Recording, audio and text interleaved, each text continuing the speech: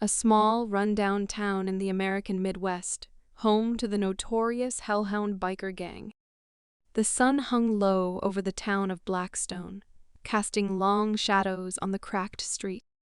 It was the kind of place where people came to escape, to hide, or to let their vices rule.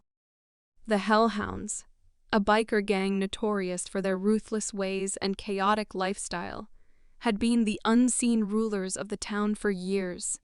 But one night, they made a grave mistake. A soldier named Nate Walker had just returned from a tour overseas.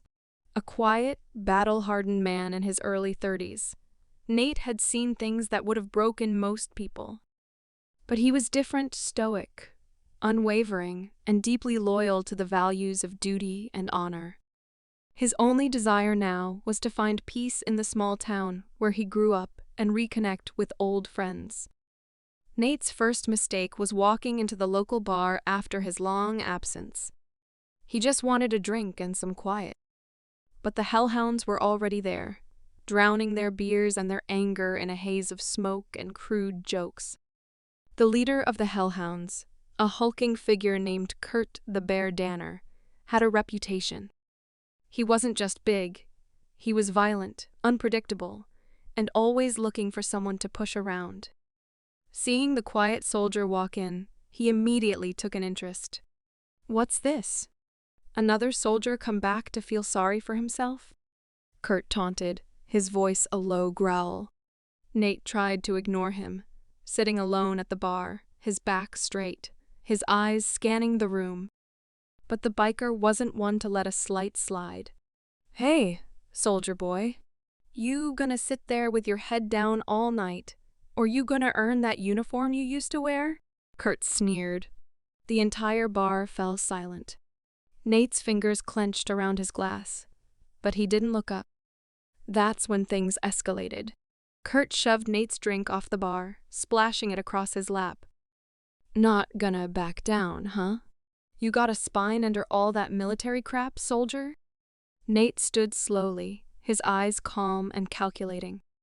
He was about to leave, but before he could, a couple of the bikers grabbed him from behind, trying to force him into a confrontation.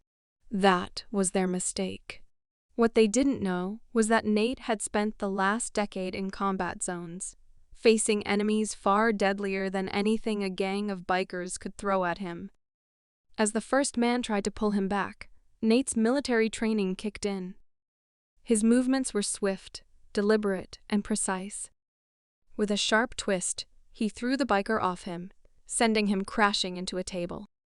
Another biker lunged, but Nate was already moving. A swift elbow to the gut left the man gasping for air. His knees buckling, the tension in the room grew thick as more bikers rushed at him.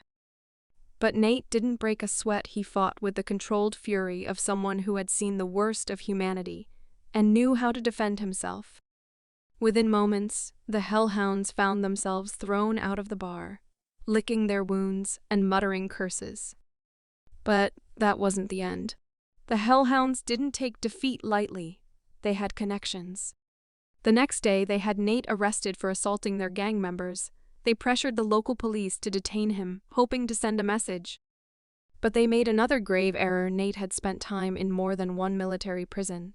The idea of being locked up didn't rattle him, in fact. It gave him time to think. As the Hellhounds' thugs waited outside the police detention center, thinking they had won, Nate's resolve only grew stronger. By the time the bikers made their move, the police station had been transformed. Inside, Nate had already made friends with the officers on duty, former military men who recognized his spirit. They backed him up, offering support from inside the station. The Hellhounds underestimated their target that night.